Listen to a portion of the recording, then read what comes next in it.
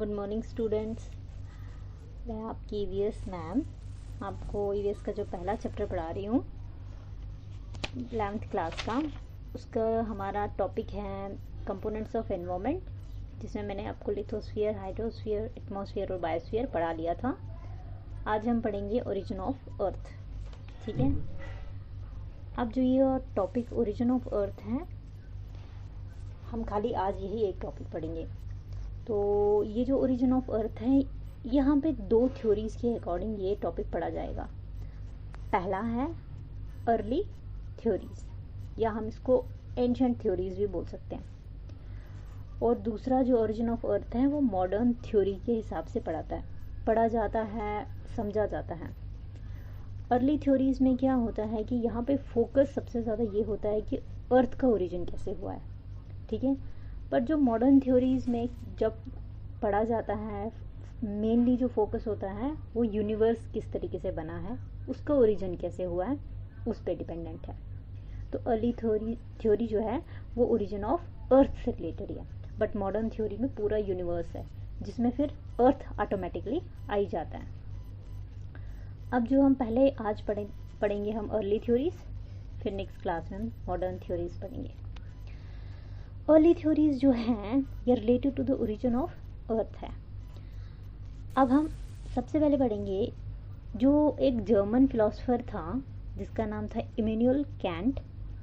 1775 में एक हाइपोथेसिस इसने दी थी, उसका नाम था निब्यूलर हाइपोथेसिस। इसके हिसाब से इसने बताया कि निब्यूला जो होता है ना, वो क्लाउड होता है, वो बना होता है डस्ट और गैसेस का, और उसी के अकॉर्डिंग ये था कि ये जो डस्ट और गैसेस हैं, जिसको इसने निब्यूला बोला, वो सन के इर्द गिर्द घूमता रहता है। ठीक है, तो ये निब्यूला वाली जो थ्योरी है ये दी थी इमैनुअल और कैंट ने। बाद में इसमें भी कुछ रिवीजन हुआ, फिर जाके आगे थ्योरीज प्रोग्रेस करती रही। इसमें इसने निब्यूला क्या बताया कि ये होता है हमारा क्लाउड, जो डस्ट और गैसेस का बना होता है। अब जो ये निब्यूलर हाइपोथेसिस है, इसका रिवीजन हुआ, इसको थोड़ा सा और रिवाइज किया गया बाय द लाइपलेस, एक साइंटिस्ट था वो भी, और उसने 1796 में इसको रिवाइज करके एक अपनी हाइपोथेसिस बनाई, जिसका नाम था लाइपलेस हाइपोथेसिस। उसने क्या बताया कि जो सन है उसके इर्द गिर्द ये निब्यूला, जो हमने निब्यूलर हाइपोथेसिस में पढ़ा था, निब्यूला होता है क्लाउड।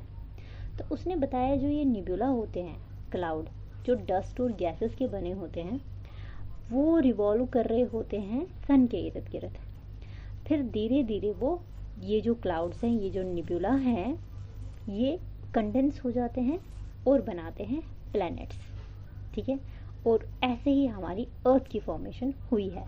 तो लाइपलेस हाइपोथेसिस के अकॉर्डिंग जो निब्यूला हैं, जो असल में क्लाउड जिसको बोलते हैं, वो डस्ट और गैसेस का बना है, वो सन के इर्द गिर्द रिवॉल्व होता रहता है और बाद में कंडेंस होता है और वहाँ से बनते हैं प्लैनेट्स।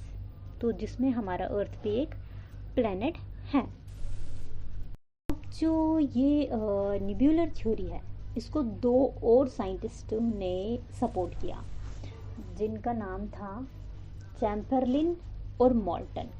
ये दो साइंटिस्ट थे जिन्होंने इस थ्योरी को सपोर्ट किया, और इन्होंने भी थोड़ा रिवाइज किया ये निब्यूलर थ्योरी या निब्यूलर हाइपोथेसिस को, थोड़ा रिवीजन इन्होंने भी किया। उन्होंने एक कंसेप्ट दिया। वो कंसेप्ट क्या था कि उन्होंने बोला एक वेंडरिंग स्टार है, और एक कंसेप्ट वो दिया गया। हम आगे पढ़ेंगे वेंडरिंग स्टार क्या है। उससे पहले हम पढ़ेंगे कि इस थ्योरी को किस किसने और सपोर्ट किया था। इस थ्योरी को जीन्स एंड जेफरी, दो साइंटिस्ट ये भी थे जिन्होंने इस थ्योरी को भी सपोर्ट किया, इस वेंडरिंग स्टार वाला कंसेप्ट को सपोर्ट किया, निब्यूलर हाइपोथेसिस को सपोर्ट किया। अब क्या होता है, जो सन है उसके इर्द गिर्द एक स्टार घूमता रहता है, जिसको हम वेंडरिंग स्टार कहते हैं। हर एक सबस्टेंस, हर एक चीज़ का एक ग्रेविटेशनल फोर्स होता है, एक ग्रेविटेशनल पुल होता है। तो इस तरीके से इस वेंडरिंग स्टार के पास भी अपना एक ग्रेविटेशनल फोर्स है। तो जो ये वेंडरिंग स्टार है, जो ये घूमता रहता है और जो सन के इर्द गिर्द जब ये आएगा तो ये अपना ग्रेविटेशनल फोर्स सन के ऊपर लगा देगा। ठीक है, तो जब ये अपना ग्रेविटेशनल फोर्स सन के ऊपर लगा देगा तो कुछ जो सन के अंदर जो मटेरियल्स हैं वो बाहर आ जाएंगे।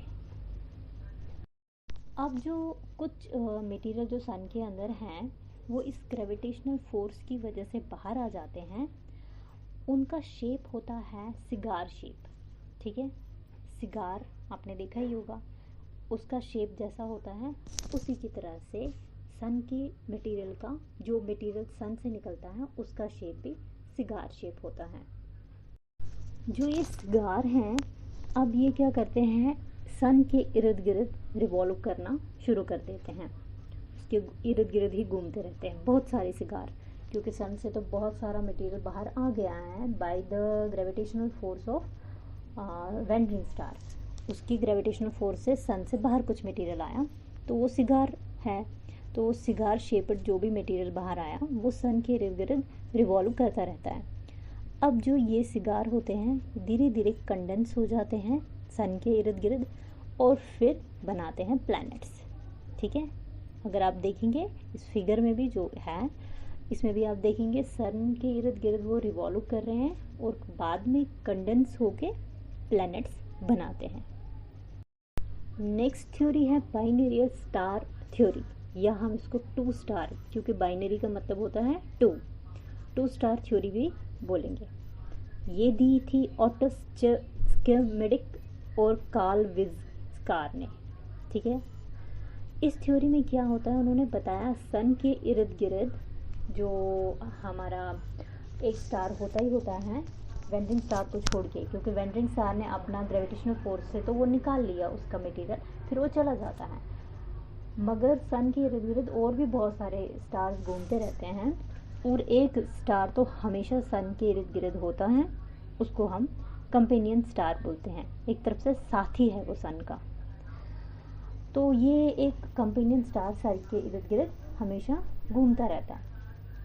अब यही थ्योरी जो बाइनरी स्टार थ्योरी जो इन्होंने दी थी ऑटस किडमैन ने और कार्ल विज़कार ने, इन्होंने थोड़ा सा निब्यूलर थ्योरी को भी रिवाइज किया और उन्होंने बोला कि निब्यूला जो है वो हाइड्रोजन और हीलियम का बना है और डस्ट पार्टिकल का।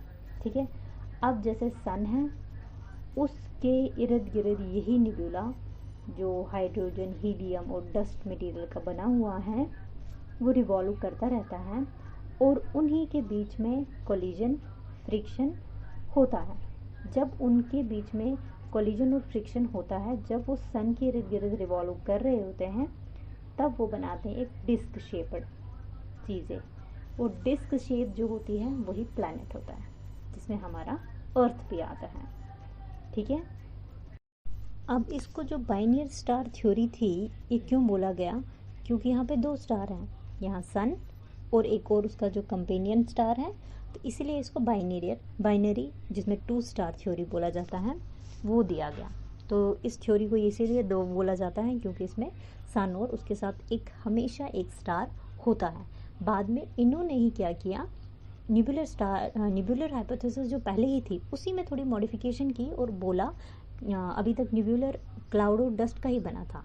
अब इन्होंने बताया निब्यूला जो है वो हाइड्रोजन, हीलियम और डस्ट पार्टिकल का बना होता है जो सन के इर्द गिर्द रिवॉल्व करता रहता है, और उनके बीच में जब हीलियम, हाइड्रोजन और डस्ट पार्टिकल के बीच में कोलिजन और फ्रिक्शन होता है तब जाके वो एक डिस्क शेप्ड बनाते हैं। और वो डिस्क जो होती है, जो आपने देखी होगी पुरानी सीडीज होती हैं, वो डिस्क शेप्ड होती है, उस तरीके से बनता है वहाँ पे, और वो डिस्क शेप्ड होता है प्लैनेट, तो जिसमें हमारा अर्थ पे एक प्लैनेट होता है। तो फिलहाल के लिए आपका जो ये ओरिजिन ऑफ अर्थ में सबसे पहला जो था अर्लियर थ्योरी, या जिसको हम एंशिएंट थ्योरी भी बोलते हैं, वो हमने कवर किया।